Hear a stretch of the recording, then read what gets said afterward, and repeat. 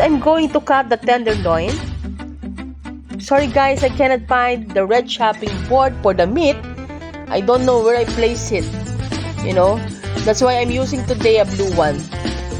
So when I'm cutting the meat, it must be 1 inch thickness. Okay? I just want to share to you my steak recipe, and this is very nice, really. Especially the sauce that I made. This is a very easy to make, and you don't need to take more time. I did not put more ingredients as well, so this is a quick and easy if you are busy person like me. So I just put some black pepper, okay, and then a little bit of salt, and scattered it by my fingertips, and put also in the other side of the meat. It must be both sides, okay?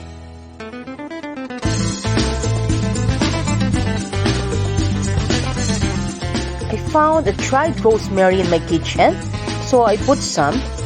But guys, don't put too much, okay?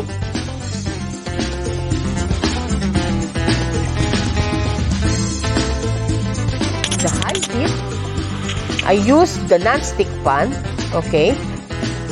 And I just drop a little bit olive oil. See that there is a smoke coming out from the pan. It's the time you can put now the meat. So it's up to you. If you want well done, medium rare, or whatever. But me, I want always a medium rare. For medium rare, cook each side for at least 2 minutes, okay? It's very easy to prepare, guys. That's why I always want to eat something like this.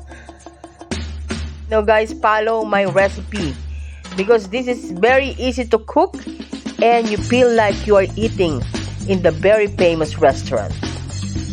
You know, if you bought this one in the restaurant or any hotels, you know, this is very expensive. But you can do it in your home like me, you know. No need to go outside and to buy in very expensive restaurant, because when they are selling this one, I know this is very expensive. Just make your day special in cooking this kind of steak. If you want to have a dinner date with your fiancé, your boyfriend, your husband, and your family, lunch or dinner, you know, this is a quick and easy recipe that I'll share to all of you.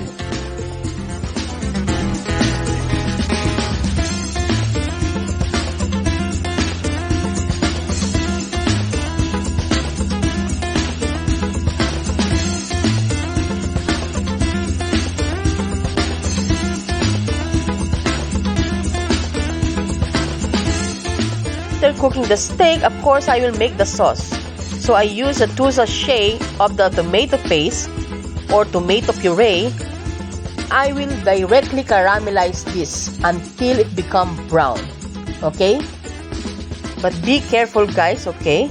You just keep stirring because it may be burned, okay?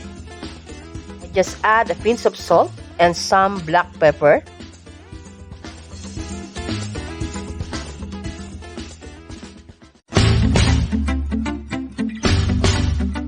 If you see it's coming dry like this, it's now ready, okay guys? Now I will put a beef stock, okay? I put 300 ml of beef stock or beef broth. Just let it simmer, okay? Until little bit thicker.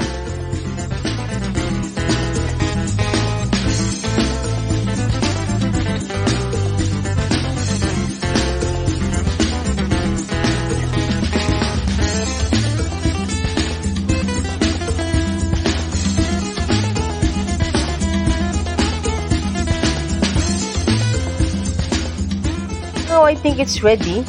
So I want to put the meat inside the sauce for a few seconds, okay? Don't make it more time. Then again, remove it from the sauce.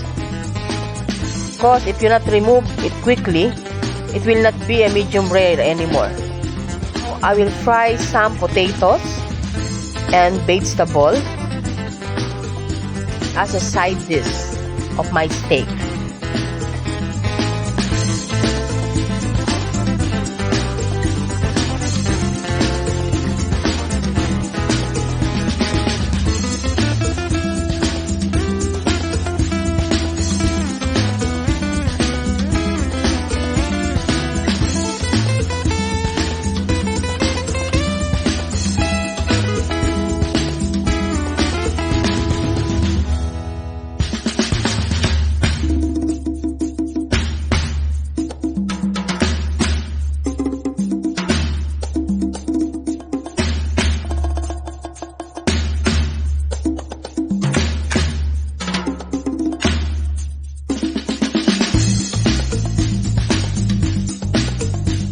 It was medium rare, okay?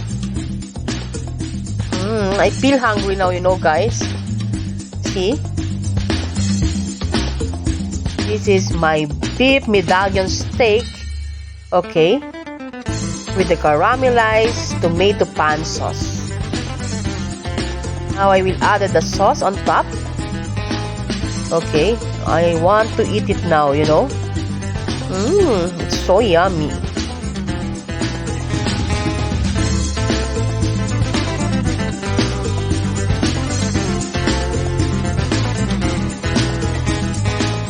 I hope you like this video, guys, and of course don't forget to subscribe to my YouTube channel and follow me in Instagram and Facebook page. And don't forget to click the bell so that you will notify whenever I uploaded a new video for you. And I want to share to you different kinds of recipe, cooking and baking recipe, and of course I had already a Q&A portion for you to learn a theory about baking, and of course I added now a makeup tutorial with Chef Deborah.